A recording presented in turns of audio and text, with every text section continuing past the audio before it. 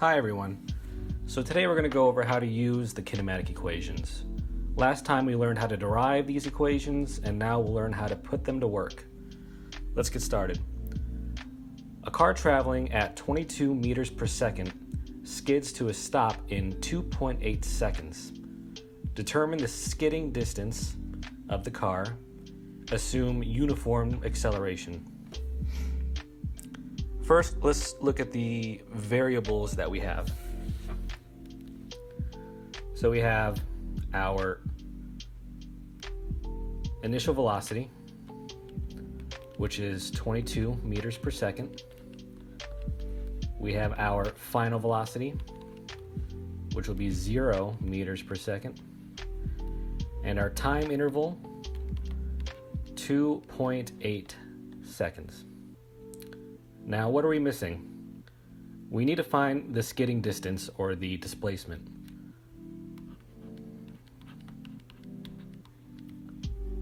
What equation would work for this? Well, these two equations get us displacement. But let's see, this one has all the variables that we know. Now, we don't know acceleration, so this one would be the best fit. So that's what we'll use. And it's really all plug and play at this point. So we have delta x is equal to final velocity, which is 0 meters per second, plus initial velocity, 22 meters per second, over 2, times time, which is 2.8 seconds. So here we have 22 divided by 2. That gives us 11 times 2.8 seconds, and we get 30.8 meters. So the car is going to take 30.8 meters before it gets to a complete stop. Now that we have 4 out of the 5 essential variables, we're just missing acceleration, or deceleration in this case, since the car is coming to a stop. So let's try to find that. We can use any of the 4 equations that include acceleration, and because our car is deceleration, our final answer for this will be negative. Let's use this one here. Final velocity is equal to initial velocity plus acceleration times time. Now, we have to isolate the variable that we want to find, A, for acceleration. And if we move it around, we'll see that acceleration is equal to final velocity minus initial velocity over time. So we had the variables needed to solve this, so let's plug and play. Final velocity, 0 meters per second, minus initial, 22 meters per second, over time, 2.8 seconds, and we get negative 7.86 meters per second squared.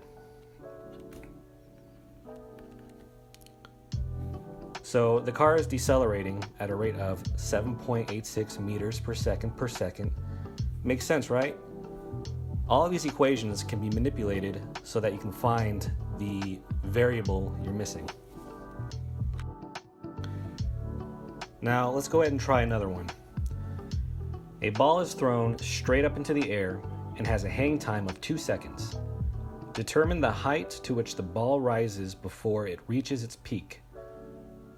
Hint, the time to rise to the peak is 1/2 total hang time. What's helpful sometimes is if you draw a little diagram so that you can see what's going on. So I will draw a ball being thrown up into the air and coming back down. Much more helpful, isn't that?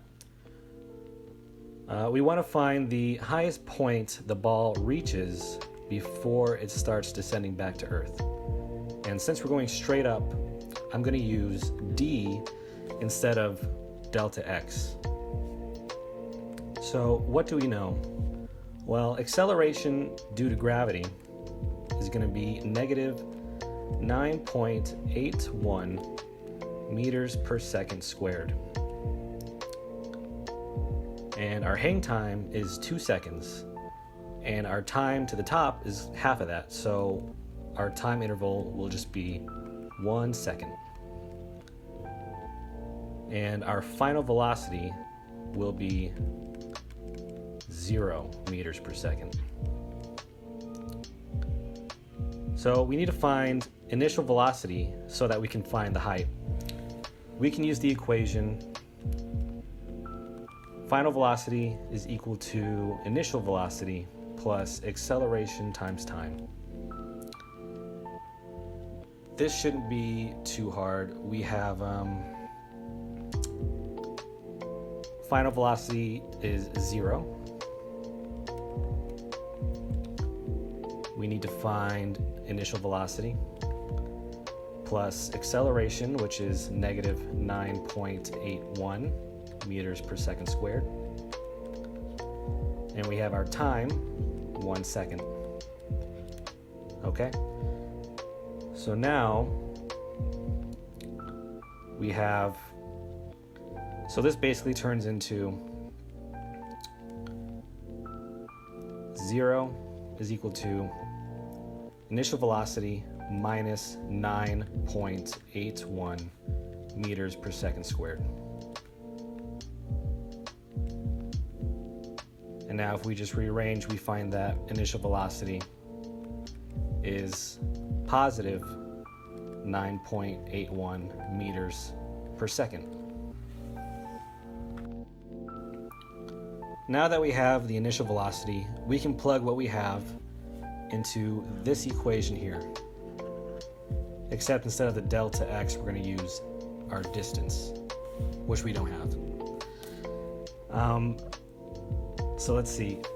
Final velocity squared, that's 0 squared is equal to initial velocity squared, which is 9.81 meters per second squared plus 2 times acceleration, negative 9.81 meters per second squared times d. There we go.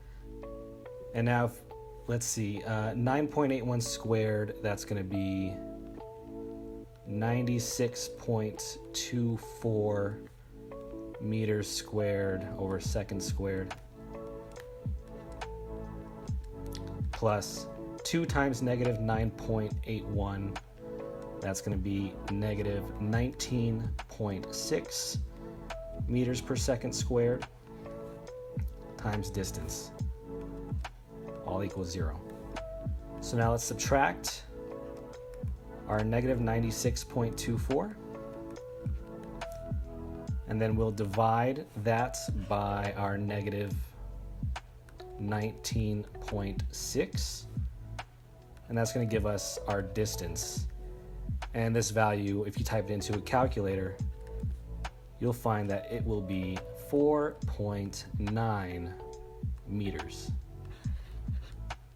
That's our height. Let's do one more. An object is dropped from the top of a building. It falls for 6 seconds.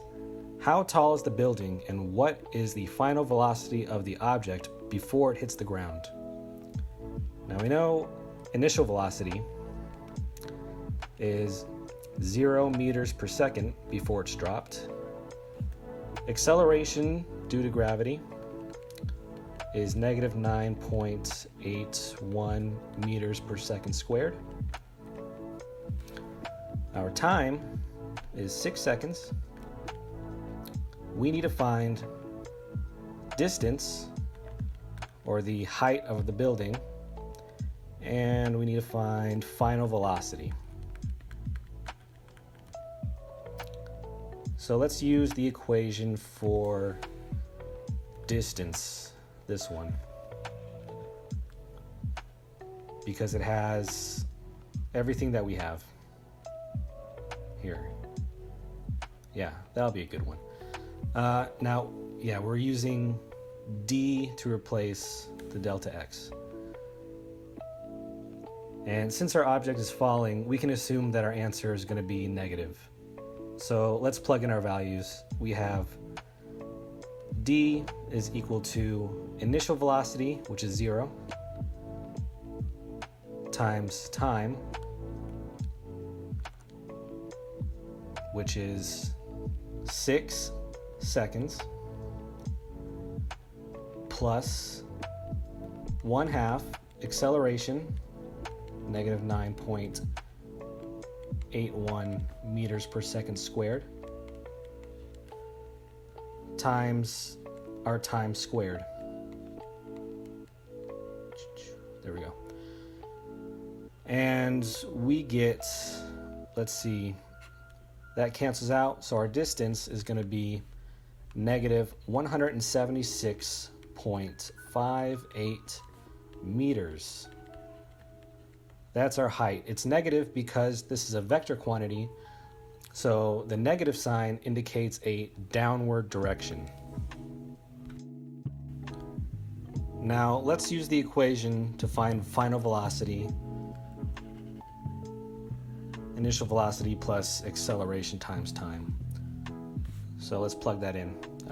Final velocity is equal to initial velocity, which is 0 meters per second, plus acceleration, negative 9.81 meters per second squared, times time, which is 6 seconds. And we get negative 58.86 meters per second. That's our final velocity. Again, the negative sign just indicates that there's going to be a downward direction. So we just went over a few simple examples for the kinematic equations. Thank you all for watching, and I'll see you next time. Please like and subscribe if you would like to. Thank you.